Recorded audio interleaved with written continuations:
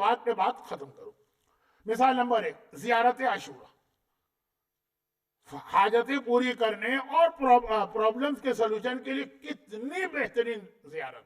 یہ اونلی زیارت ہے شیعت کے پاس جو کسی امام نے نہیں بتائی، جو حدیث قدسی ہے اللہ نے بتائی. حدیث قدسی کا اسٹیٹس قرآن جیسا ہوتا ہے، نہیں وہ اللہ کہتا. باقی تو امام نے فرمایا نا کہ تم جاؤ میرے بیٹے کے روضے پہ اس طرح سلام کرو. حدیث یہ زیارت عاشورہ میں اللہ نے جبرائیل سے کہا کہ یہ زیارت لے کے جاؤ کہ اس طرح پڑھو. یہ اونلی زیارت ہے پوری شیعت کے پاس، جو کلام امام نہیں ہے، کلام خدا. لیکن اس کے ساتھ 2-3 کنڈیشنز ہیں. اگر ایک تو آپ روز پڑھتے ہیں برکت کے لیے، وہ الگ. ایک ہے کوئی پرابلم جو 100 ٹائمز پڑھنا ہے تو پورا ہی پڑھنا، شارٹ نہیں چلے گا. اور سب سے اہم کنڈیشن یہ ہے کہ زیارت عاشورہ پرائیویسی کی زیارت. آپ شروع میں دیکھیں لکھا ہے جنگل میں جاؤ، صحرا میں جاؤ، مکان کی چھت پہ اس طرح جاؤ کہ کوئی تمہیں نہ دیکھے اور یہ زیارت کر رہا ہوں. زیارت عاشورہ ہماری تمام زیارتوں میں وہ واحد زیارت ہے جو حدیث قدسی. حدیث قدسی کہتے ہیں وہ کلام جو اللہ کی طرف سے ہو، قرآن میں شامل نہ ہوا ہو. باقی تمام زیارتیں معصومین نے بتائیں. کربلا جاؤ، ہمارے جد کو اس طرح سلام کرو. زیارت عاشورہ واحد زیارت ہے جسے جبرائیل یہ کہہ کے لے کے نازل ہوئے کہ اللہ نے یہ زیارت بھجوائی ہے اور قیامت تک جو اسے پڑھے گا اس کو اتنے فائدے بھی ملیں گے. وہ زیارت اصل میں تو حسین کا غم ہے اور حسین کے فضائل ہیں، مگر ساتھ میں اتنے فائدے بھی ملیں گے. اب آ جائیے امام زمانہ کا ایک مشہور واقعہ ہے سید رشتی کا.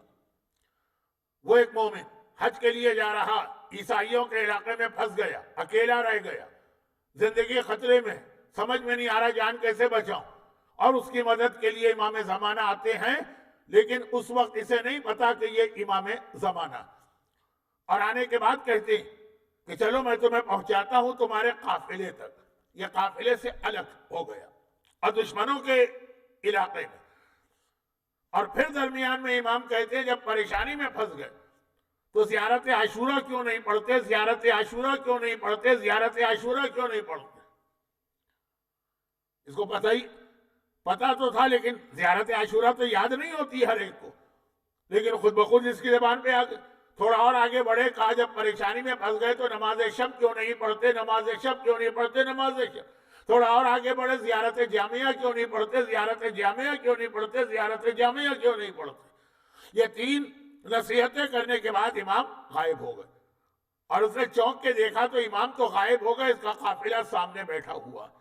تو بہت مشہور واقعہ ہے، مفاتیح الجناح میں شیخ عباس قمی نے بھی لکھا ہے، اور امام زمانہ کے ٹاپک کی ہر کتاب میں، کہ خاص زیارت عاشورہ کی تاکید کی ہے امام زمانہ نے.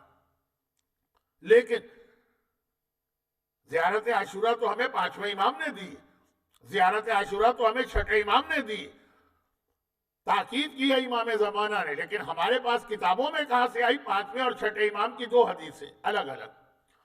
اور دونوں میں یہ کہ یہ ہر حاجت پوری کرنے والی زیارت ہے، البتہ ایک فرق کے ساتھ. یہ فرق ہے جو 2 مہینے پہلے کی ایک مجلس میں آیا تھا، میں نے کہا غلط فہمی نہ ہو. کل آپ کا اہم ترین کام یہی، اور وہ یہ ہے کہ یہ زیارت عاشورہ اگر کوئی آدمی کسی خاص حاجت کے لیے پڑھتا تو جو 100 مرتبہ لعنت اور 100 مرتبہ سلام والا عمل ہے وہ مکمل کرنا. وہ ایک دوا کی طرح ہے. جب حاجت کے لیے آپ پڑھیں تو دوا کی طرح ہے. دوا کا جو ڈوز آپ کو پرسکرائب کیا جائے وہی آپ کو لینا ہے، اس میں شارٹ کٹ نہیں کیجیے گا. کوئی گناہ نہیں، لیکن پھر حاجت آسانی سے پوری نہیں ہوگی کیونکہ آپ نے نامکمل عمل کیا. لیکن حاجت سے ہٹ کے جو آپ زیارت عاشورہ پڑھتے ہیں تو وہ جو 100 مرتبہ لعنت اور 100 مرتبہ سلام کا جملہ ایک پیراگراف ہے، وہ 100 بار پڑھیں تو بہت اچھا ہے، ورنہ 1 بار پڑھ کے یا 5 بار پڑھ کے اور پھر باقی عدد کمپلیٹ کریں لعنت والے میں صرف اللہم لعنہم جمیعا یہ کہہ کر، اور سلام والے میں السلام علی الحسین وعلی علی ابن الحسین وعلی اولاد الحسین وعلی اصحاب الحسین. مثلا آپ نے صرف 1 بار پڑھا، وہ پیراگراف جو زیارت عاشورہ میں ہے تو 99 مرتبہ یہ مختصر سے 2 جملے، اللہم لعنہم جمیعا یہ 99، اور السلام علی الحسین وعلی اصحاب 99۔ اگر آپ نے 5 مرتبہ پڑھ لیا وہ ڈیٹیل پیراگراف تو 95 یہ، 10 دفعہ پڑھا تو 90 یہ۔ کب؟ جب حاجت کے علاوہ آپ اس کو پڑھ رہے ہیں۔ تو کل جو ہم زیارت عاشورہ پڑھتے ہیں تو وہ حاجت کے لیے نہیں پڑھتے ہیں، کل تو ہم اپنے مظلوم آقا کو سلام کرنے کے لیے زیارت عاشورہ پڑھ رہے ہیں۔ تو پورا عمل کر سکیں بہت اچھا ہے، مختصر کر سکیں تب بھی اجازت۔